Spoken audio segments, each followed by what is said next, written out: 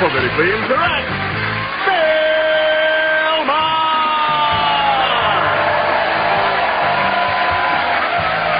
All righty, thank you very much. Let us bring our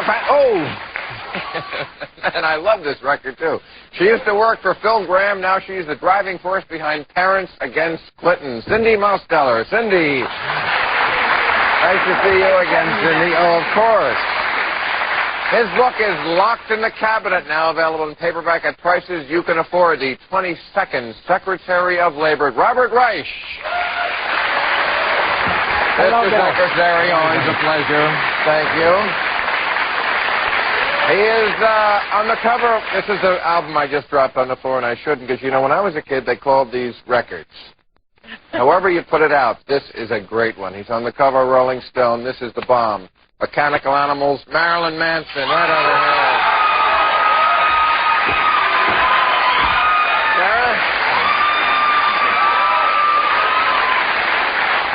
She is an actress, model, and cultural icon. Her new syndicated action show is VIP. I was on it. Pamela Anderson Lee, right over here.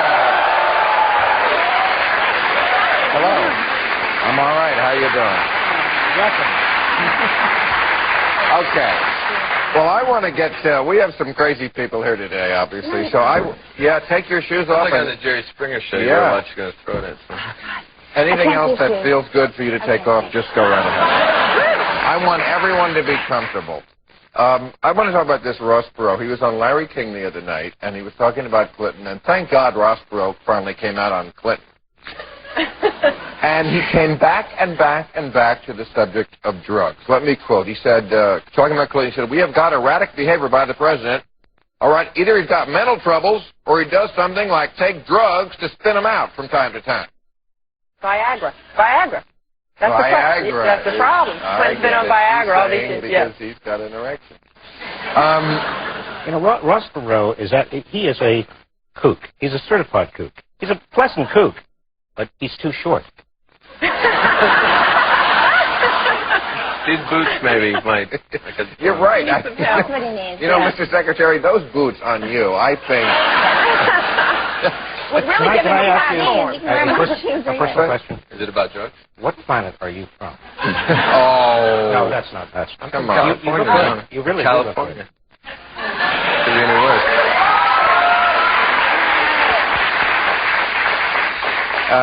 But it does sound like somebody's mom, you know, like, hey, he's acting weird. It must be drugs. My parents used to say that about me all the time. That you're on drugs? My parents said it about me, but it's absolutely true.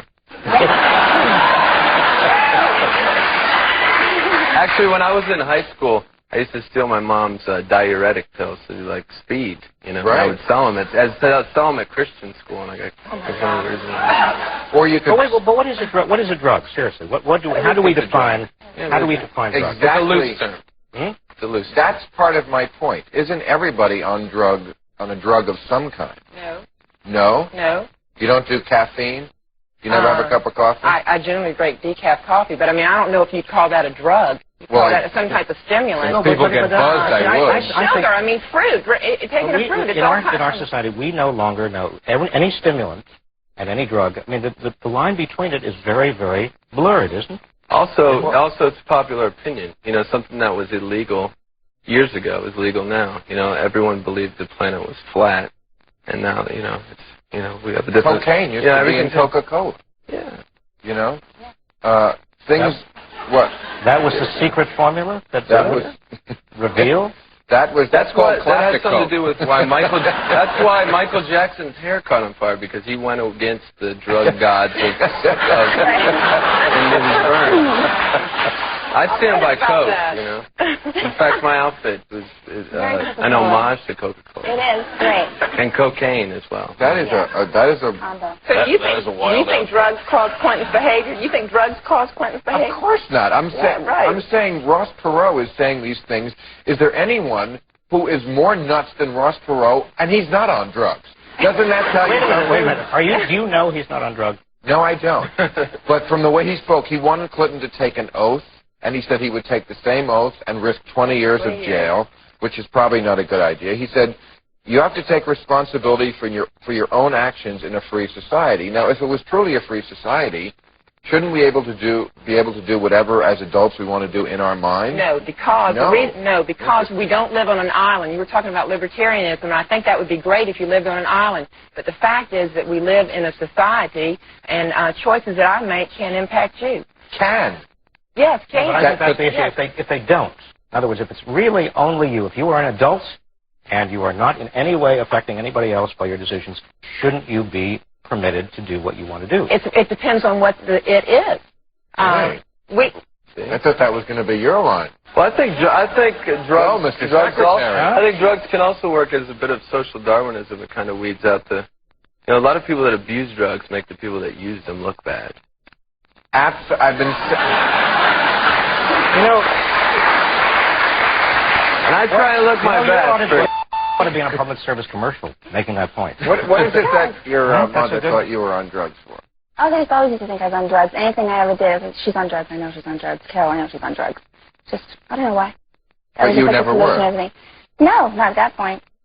Not at that time. Go on. No, I mean, well. Anything can control you.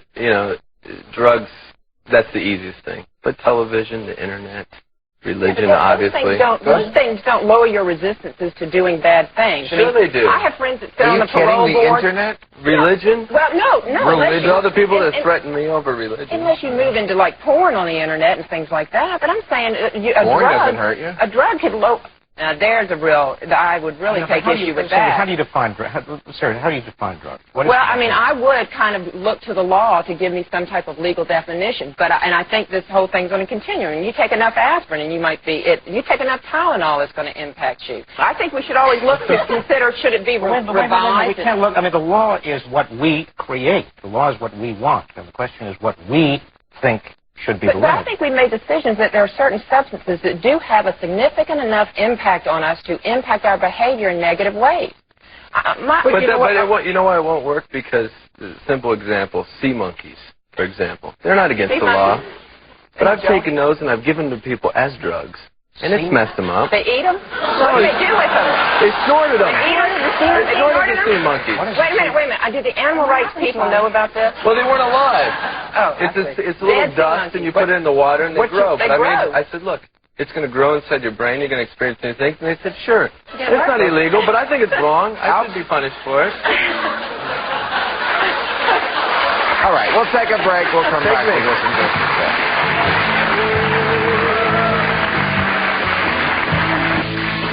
Planning to be in the Los Angeles area and would like free tickets to Politically Incorrect, call 323-575-4321.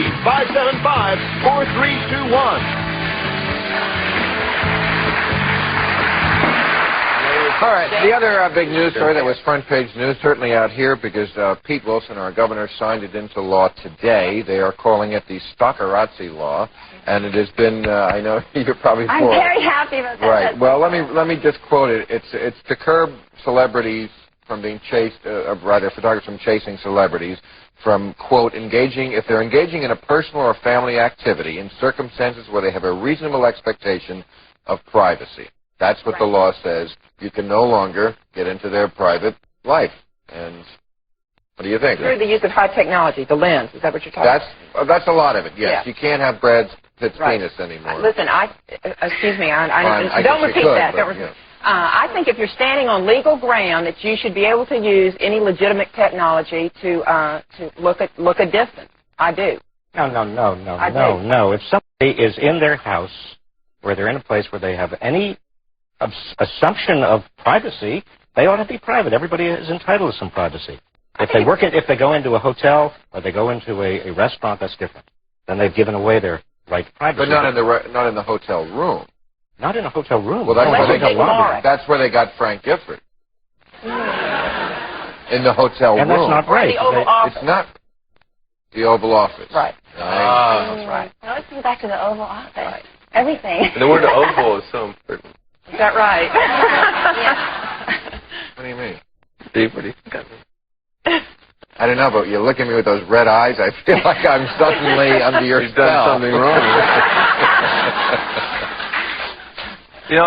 I've had so much of that myself that I'm used to it, and I don't really expect people to leave me alone. So when I'm at home, you know, taking a bath, I make sure I'm wearing like a pink gorilla costume with a big penis on it. You know. I try and entertain them, you know. You can't really get rid of them. But you have I got some kids come to my door yesterday, and, you know, we told them that Lionel Richie lived there, so I thought that would kind of distract them.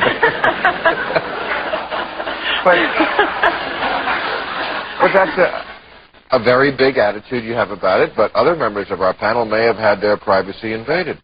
Oh. Like who?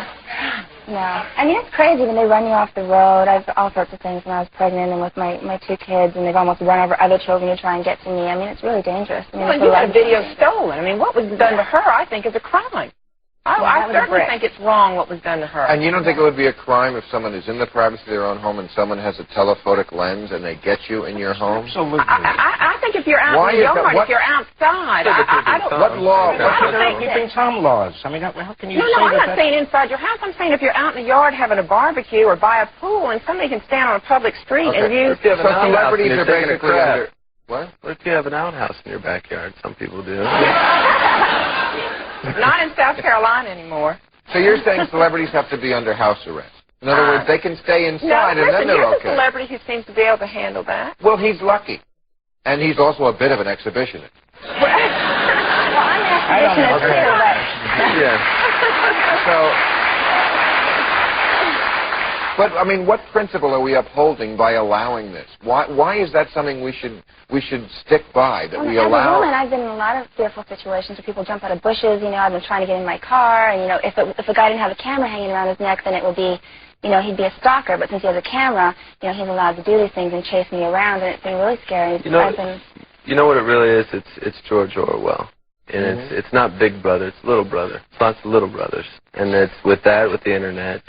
And, you know, it started with, like, Rodney King. Everybody around you is contributing to, you know, the watching of yourself. And it's not just, it's not just celebrities. It's privacy. Privacy in general is under assault in this country. I mean, people can get your credit card numbers. They can go into your internet. You know, there have to be very strict privacy laws. And that is certainly the situation you have with your ex-boss. I mean, the basic argument comes down to, okay, he may have lied. He seems to be a little bit slippery. I tell you this, and he definitely had sex. But is that more of a threat to the Republic than the invasion of privacy, which has produced this? I tell you what's a threat to the Republic is a president who I think he should resign because of what he did sexually in the Oval Office. Thank you so much. But I think he should go through the impeachment process because of the high disregard for the law that he has displayed and how he's gone through this process. There's no law against oral sex. No, I'm talking about... I know that upsets you. If I can assert, in fact, when it comes to oral sex, and I know, because I'm an expert on the oral sex. I've read that on... I have a chapter in my book, and it clearly states, and I wish Clinton would have held it up, you know, when he was on TV and said that oral sex is like handshakes and autographs. When you're a celebrity, it's part of your job. All right, we'll take the only part I can't agree with is the cigarette.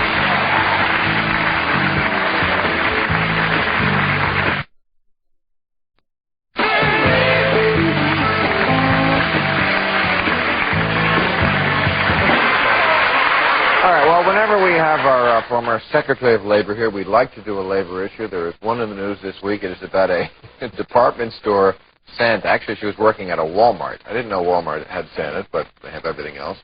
But a female, okay? A female working as Santa Claus, and they let her go because basically they said, look, Santa's a guy, he's married to Mrs. Claus, and the elves like it that way. Right. And she sued because she said it's wrong and discriminating to disqualify me just because I am a female Santa. And listen, I think if you're Benji's lawyers, you don't have a right to sue Walt Disney because he didn't get the lead in that darn cat. That's just kind of how I see it. I think it's more of not a woman issue but a breast issue. Because Walmart won't carry my CD because I have breasts. Right. And I think Santa deserves to have breasts. Santa can give toys to kids. Santa can have breasts. It depends on the purpose of Santa. I mean... Well, if I want to sit on Santa's lap, I want to squeeze some breasts. Pam wants to... What did you used to get for Christmas? I mean, it depends on a hole in my stocking. Walmart. If anybody has a deep voice and can dress up like Santa, if it is a woman or if it is a man, it doesn't matter. They ought to be permitted to be Santa. And if a woman has a beard, she should be able to have it Santa. Absolutely. Drag. Santa in drag. Or if a woman is with a beard.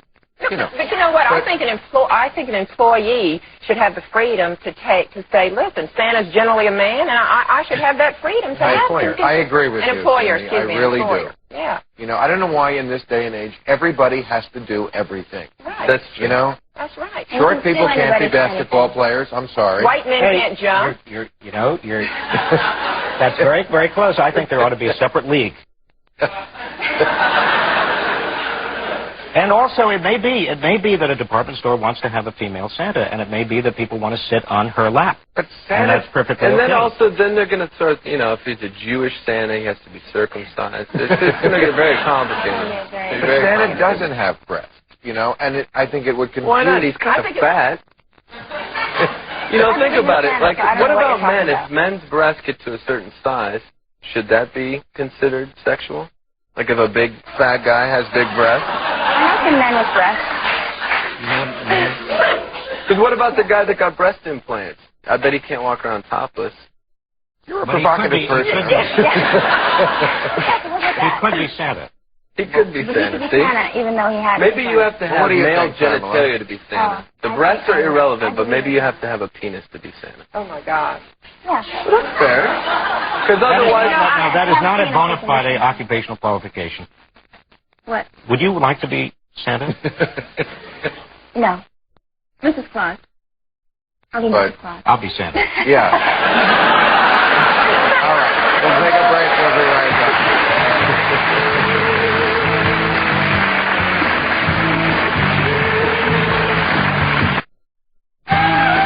Join us Monday when our guests will be Charles Shaughnessy, Shirley Ralph, and Laura Ingraham. All right. Since, again, we have one of the Clinton cabinet members here, let me go back to Ross Perot for a second. Let me read one of his other quotes. He said, I think it's totally disgusting that you'd take advantage of a vulnerable young woman and just manipulate her and use her like a toy. That's his estimation of what Clinton and Monica... I see you nodding. Yeah, that's true. Why did he manipulate her? She showed him her butt thong. Yeah, she says she shows him this, which is wrong of her. He goes, hell, you got on thong underwear? Meet me in my office at 10 o'clock. By the way, what's your name? That's the kind of man we got as the president of the United States. I think that if a girl wants to be Santa or she wants to be a humidor, a girl should be able to do what she wants to do. Wait. This is a time in American history when we have India and Pakistan have the bomb, Russia's imploding, Japan is going down the tubes, 1 in 5 American kids are in poverty, and we, as a nation, are obsessing about presidential success. That's the whole nation. The whole nation, most of the nation wants it to go away. Isn't that true? 70% of Americans want him to continue in office and this to end. But so it's not ending. It is not ending. It just keeps on growing. It's because of people like you, it's not going to end.